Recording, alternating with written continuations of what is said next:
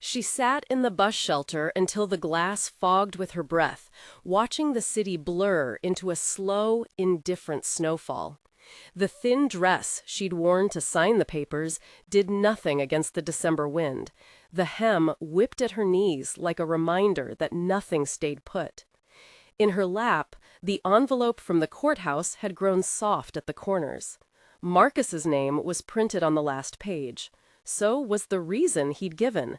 3 words that had folded her into herself. We can't have kids. The cold pressed against her ribs like a second person. Shame was heavier than the coat she did not own. She had lived long enough in other people's houses to know how quietly a single word could hollow a life out from the inside. The word that night carried a judgment and a goodbye wrapped together. And when the bus light flickered and the benches filled with a man coughing, a teenager fighting with earbuds, she felt both exposed and invisible. She thought of the life she'd imagined at 22. A kitchen that smelled like cinnamon on Sunday mornings, a small backyard for a dog, birthdays with candles and laughter that rose without reason. She thought of the late nights when she and Marcus had whispered plans like a private religion, and how the plans had tightened into silence when the clinic results came back uncertain. He had stared at her like she was a problem to be fixed or discarded. The divorce papers were the final answer to that question. Snow settled on her hair. Someone handed her a paper cup of coffee. She didn't look up. A dark car slowed and parked by the curb. 3 children spilled out like a cluster of tiny suns, one trudging with a backpack too big for his shoulders, another spinning a mitten like a trophy, the smallest clutching a stuffed rabbit. The man who stepped from the car walked with a careful, measured pace, as if he were trying not to startle the world. He was in a wool coat, his hair raked with a hand that showed flecks of gray at the temple. He carried himself like someone used to a schedule, on time, polite, precise. The children pulled him with practiced affection. He noticed her immediately, not with the quick glance people gave a winter stranger. His attention softened, as if someone had reminded him to be kind. He moved toward the shelter, the 3 kids trailing like a constellation. "Are you okay?" he asked, before she could hide the envelopes again. She had rehearsed 1,000 answers on the walk to the shelter. She wanted to say, "I am fine." She wanted to say, "None of your business."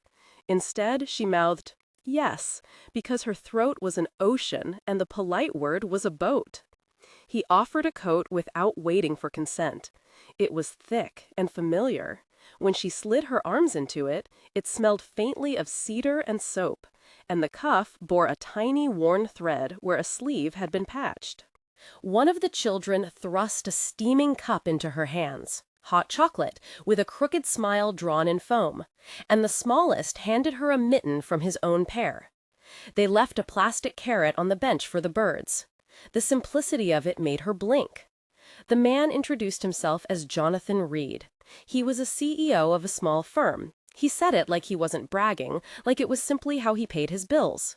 He asked the children their favorite colors and whether they needed homework help. His voice gave the words care, as if care might be a thing you offered with your hands. "Where were you headed?" the oldest asked. "Anywhere warm," she said. His eyes stayed on her for a beat longer, and something in the way he looked, without spectacle, without pity, made her feel less like a problem and more like a person. If this kind of story matters to you, stay with us. Jonathan drove a short distance to a townhouse that smelled like late dinner and dish soap. Inside, the house was bright in a way that made her eyes ache. Toys arranged in corners, a stack of children's books on a coffee table, a framed photo on the mantel of a woman with an easy laugh. A sweater draped on the back of one chair. He watched her notice it, then explain the woman's name, Amanda, softly, like protecting the sound of it. "The kids call her Mom," Jonathan said, and his voice cracked in a way that made her understand he had loved and learned the hard way what family could be. He told her, without theatrics, that Amanda had died a few years earlier. They had chosen to adopt 3 children after she was gone, he said, because they wanted to keep the shape of Amanda's dreams alive. He folded the sentence into the space where the tea kettle sang and the mixer hummed. The children discovered Claire's laugh before she did. A joke about a missing mitten, a paper crown that bent and then fit, a whispered plan to build a fort in the living room. These things returned her to the muscle memory of belonging. She felt the numbness in her chest soften, as if the warmth of an unfamiliar living room could thaw the way the wind had once frozen her to the bones. They offered her a spare room with a quilt on the bed and a small lamp. Jonathan wrote his number on a piece of paper and handed it to her with a gentle rule. If she ever needed a ride, a meal, anything, call. He did not press for her story, but invited it in a way that felt like a door left open. 2 nights later, he asked if she wanted to help with a few things around the house. Sort mail, oversee the kids' evening routine on a temporary basis while their usual house manager was away. He framed it as paid work, room and board, a fair wage, clear hours. The contract language he used sounded familiar and steady, like the paper sleeves on a coffee cup. Claire listened to the terms. She asked about pay, time off, expectations. He answered openly. A contract for 3 months to start, live in, 10 hours a day with 2 evenings off, paid holidays, and a salary that would allow her to look for steady work or school. He'd be happy to provide references. She almost refused. There is a pride in choosing the exact shape of your life, even when it is small. But when she thought of the bus shelter and the way the city had seemed to shrink around her, and heard the steady hum of the refrigerator in Jonathan's kitchen, she made a choice that was both practical and desperate. It was not charity, it was work, and it came with dignity, her favorite word that evening. "You will have your own space," he said, as if predicting a worry. "You'll have privacy. We'll put everything in writing. If anything doesn't feel right, we adjust it. No pressure. Just work and room and board and fair pay." She read the contract into the small hours, the words steadying her like ballast. She signed. She kept the contract folded in the pocket of the coat he'd lent her. The first weeks were awkward in the best way, a rehearsal of domestic rhythms neither of them had been trained for.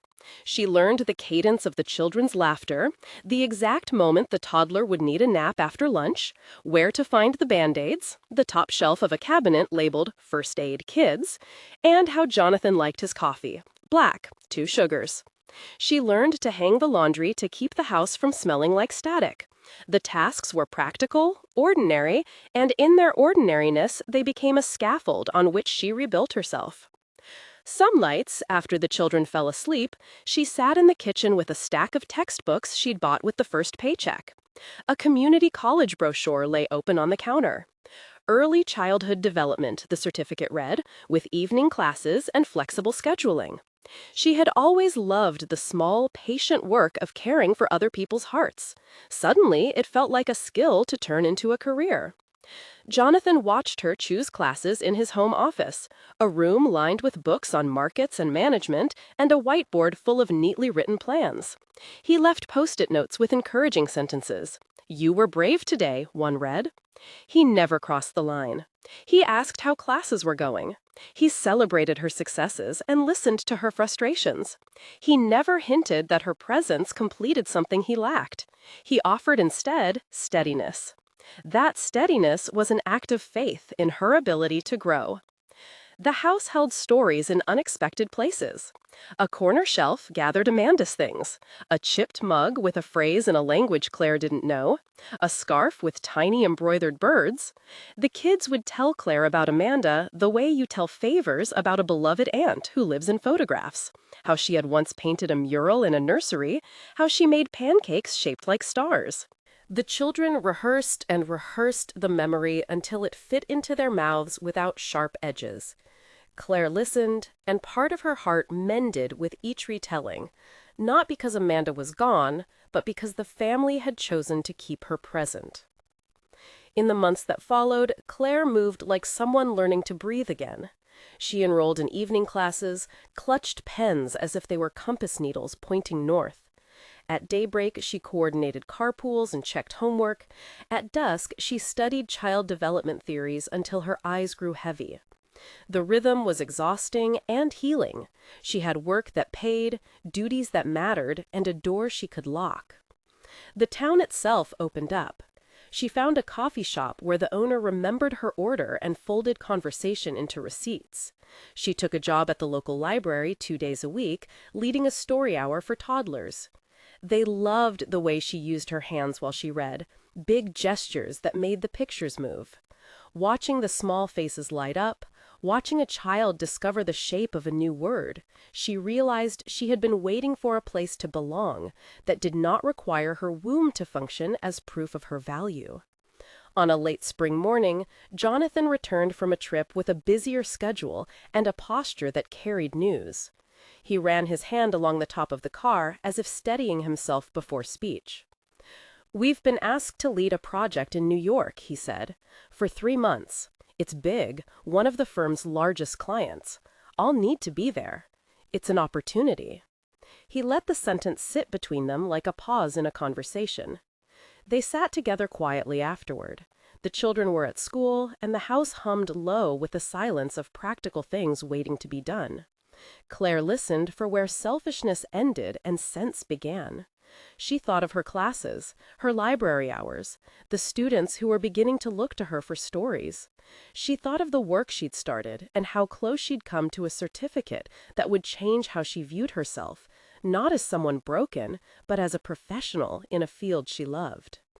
On a late spring morning, Jonathan returned from a trip with a busier schedule and a posture that carried news.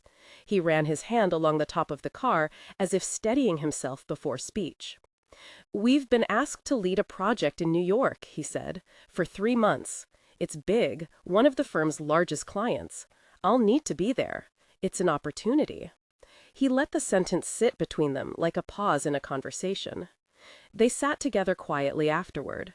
The children were at school, and the house hummed low with the silence of practical things waiting to be done. Claire listened for where selfishness ended and sense began. She thought of her classes, her library hours, the students who were beginning to look to her for stories. She thought of the work she'd started and how close she'd come to a certificate that would change how she viewed herself, not as someone broken, but as a professional in a field she loved. "If you need me to stay, I'll stay," she said slowly, testing the words on her tongue. "But only if it's what you want. I have a life here. I have work." Jonathan's fingers found hers on the table. "I don't need someone to complete what I already have," he said. "I need someone who chooses to be here because they want it. If you wanted to come, I'd want that, but I won't ask you to leave your future behind."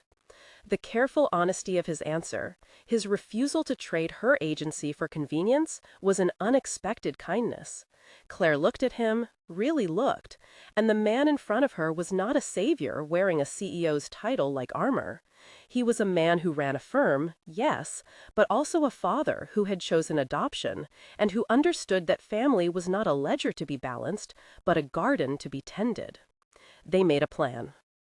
Claire would take an unpaid leave from the library, keep her classes, and go to New York for the first month as a trial.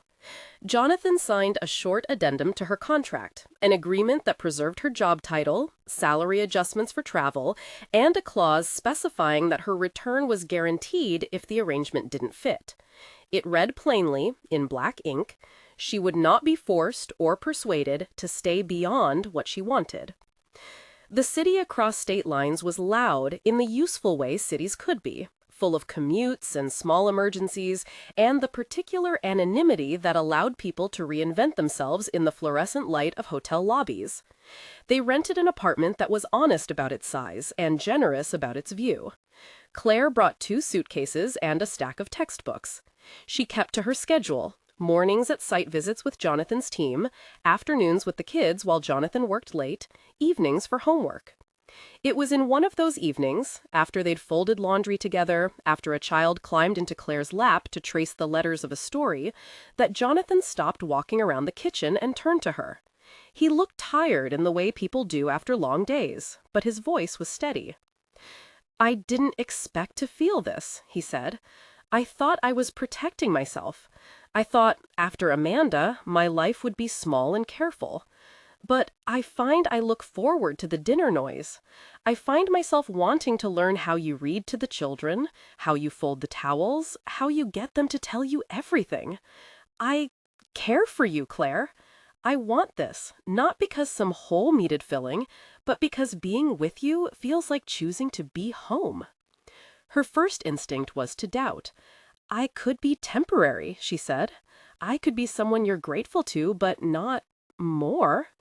He put his hand over hers, where the children had traced doodles into the table. If you wanted more, he said quietly, I would want that too, but only if you wanted it of your own will. They did not rush from there to declarations. Love, in that small apartment, grew like moss over time, gradual, soft, surprising in its persistence. They walked in the park and watched kids kick leaves. They argued about the best bedtime routine. Claire discovered that Jonathan's leadership at work and his patience at home were not separate currencies.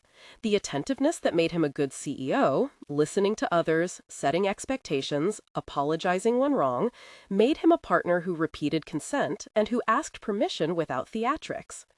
The turning point was not a single cinematic confession, but a series of moments that threaded together into undeniable truth. There was the night when Jonathan sat on Claire's bed after she came home from a long exam, handing her a cup of tea and listening as she read aloud, her voice heavy with fatigue and relief.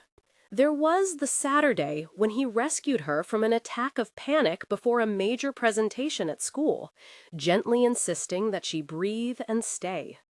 There was the week when she laid awake worrying about grades, and he brought her a stack of flashcards he'd cribbed together on a hotel notepad. One evening, as rain pattered against the windows and the kids were tucked into bed, Claire turned to him with a question that had been growing like a small, stubborn plant inside her. Do you think could we, be more than this? He set his mug down and took her hands with deliberate tenderness. I want to be with you as you are, he said. Not because I need fixing, not because I need completion, but because choosing you meets me the way choosing a life does, on purpose. We can build a life together that holds the children and allows you to keep becoming who you are. Consent, repeated, framed every step. They spoke about boundaries, what it would mean to merge households, how they would handle finances, whether Claire would continue her studies, how they would support the children. Jonathan did not assume what she wanted. He set up a meeting with his attorney to answer her questions. Claire sat across the desk and asked about parental rights, step-parent responsibilities, the kids' therapy schedules, and how they would maintain Amanda's memory. They arranged family counseling to help the children adjust to changes and to give the adults a space to learn how to parent together. When he proposed, it was not in a grand restaurant or on a mountaintop. It was one morning after breakfast, with flour on his hands and the kids arguing about who would wear the blue tie. He knelt in a way that felt true to the life they had, sincere, domestic. He asked simply, "Would you marry me?" And the children clustered around like witnesses. Jonathan's voice was steady and practical, but it carried the particular tremor of someone who had learned to hope cautiously and who now allowed himself an honest expectation. Claire said yes after a moment that felt like a lifetime and a second. She said yes because she had agency above all. She had built a life, studied for it, chosen it. Saying yes meant joining hands with someone who had insisted she remain her own person. The children cheered, and then, as traditions do, made up their own vows. Promises to make breakfast, to tell secrets only in whispers, to keep Amanda present. The wedding was small and held in the backyard under twinkling lights. The house smelled of lavender and grilled vegetables. A minister, an old friend of the family, spoke about chosen family and the many ways love builds a home. Emily, who at 16 had a propensity for solemn speeches and sudden hugs, read a passage she had written about belonging. She did not romanticize the past or pretend there had been no grief. Instead, she named the truth plainly. Claire had once been a woman left because of something she could not control, and that refusal by another had opened the door to a fuller life. Their vows were practical and tender. Jonathan promised to support Claire's work and to remember to ask before acting. Claire promised to continue her studies and to keep the children's sense of wonder alive. They promised to be honest in the small things, to share dishes, to take turns on the late-night soothing, to listen when the other felt alone. Life after the wedding was neither holy nor perfect. There were nights of miscommunication and days where someone's patience snapped. Bills piled up and a child fell ill. There were awkward meetings where friends from before Claire's new life tried to reintroduce her to people who knew the woman she had been in another era. But there was also a steadiness that soothed the stings of uncertainty, a network of affection that had been chosen and reinforced every day. A few years later, on a bright May morning, they gathered in an auditorium humming with the particular electricity of accomplishment. Emily stood at a podium, a tall figure with a practiced nervousness. The room swelled with applause as she began to speak, the microphone catching the soft tremor in her voice. "I want to tell you about people who chose to be family," she said. "I could tell you about how we learned to make pancakes shaped like stars, or how we read stories that ended in hugs. But what I really want to tell you is about grace that looks like steady hands. My mom, Claire, was once told she was less than she believed. She sat in a bus shelter in the snow, clutching papers that said she wasn't wanted. But then a friend, Jonathan, stopped and offered a coat. He offered more than warmth. He offered a place to start again. And he didn't ask her to trade her future for it. That was the most loving thing anyone could do. They didn't save us. We saved one another. That's what family is." Claire sat in the audience with her hands clasped, the sound of the world shifting like an exhale. She saw Marcus in the distance, like a shadow she used to be, someone who had chosen to leave instead of learn, and she felt no fury. There was only a soft recognition that the life she had been promised elsewhere had been an illusion. What she had now was real and built by choices made day after thoughtful day. After the ceremony, people came up to the family to share stories. Others who had been abandoned, others who had found chosen families. A woman with gentle eyes said 5 words that settled under Claire's ribs. "You were never broken, just different." The phrase fit like a warm mitten. Claire's path did not erase the ache infertility had brought. There were days when the absence was sharp, when a nursery room in a store triggered a long silence, where the smallness of what might have been pressed against the brightness of what was. But the narrative of failure had been replaced by a more honest story, that dignity does not hinge on biology, but on the love and work we give to one another. She had become a teacher, a stepmother who taught kids to tie shoes, a trusted colleague at the library, and a woman who could speak publicly about resilience. Agencies and choices steered her steps. People sometimes made the mistake of calling Jonathan's offer a rescue, as if it had been an indistinguishable salvation. But the truth was reciprocal. Claire had given him something he couldn't name until he had it. Someone to be a partner with, someone to share the empty spaces with.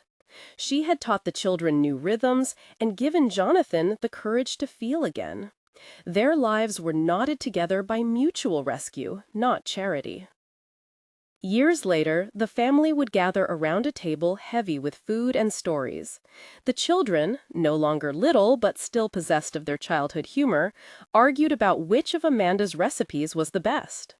Claire would laugh and feel the sharpness of the life she'd come from shrink into a memory that no longer defined her.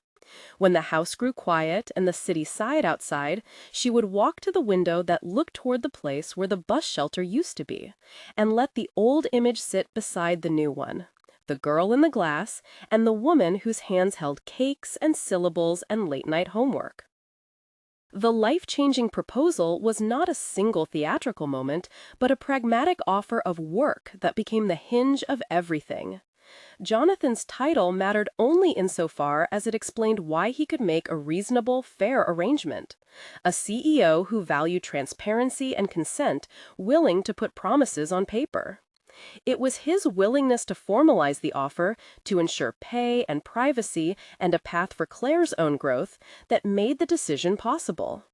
The proposal's life-changing power lay in the dignity it restored, work that respected her, a home that became a classroom and a sanctuary, and a love built on mutual choice rather than need. When people asked Claire if she regretted anything, she would say no, because regret requires imagining a proof that you were wrong to choose. She could not imagine a life hewn out of safety and kindness being anything but a good thing. She would say instead that losing Marcus had hurt in a way that opened her eyes. The pain forced her to look for herself, not to be defined by someone else's thresholds. In the end, that looking led to education, to work, to a family that chose each other. If you think kindness matters, if you believe second chances count for something, share this with someone who needs to hear it. Tell a story of a time a stranger turned into a friend, or a friend turned into family. Not as proof of miracles, but proof that people can make choices that matter. Claire kept the coat Jonathan had given her the night she sat in the bus shelter. It was patched in one sleeve and had a faint scent of cedar that, after years, was part memory and part comfort. On bad days, she would wrap it around her shoulders and remember how it felt to be held without being owned. The bus shelter was still there for a while, though she rarely went back. Sometimes she would stand at the window and let the city blur in snowfall, not as a place of shame, but as a marker on a map that showed how far she had walked. She would watch her family, adopted children grown into little giants of compassion, Jonathan, who still planned his days and which meetings would be virtual, friends who had become the kind of people who showed up, and she would realize the most ordinary truth. Life changes, often slowly, and sometimes because someone offers a coat without expecting repayment. She had been thrown away by someone who could not see any other way forward, but she had been chosen by a family who saw fit to walk into the cold and bring her home.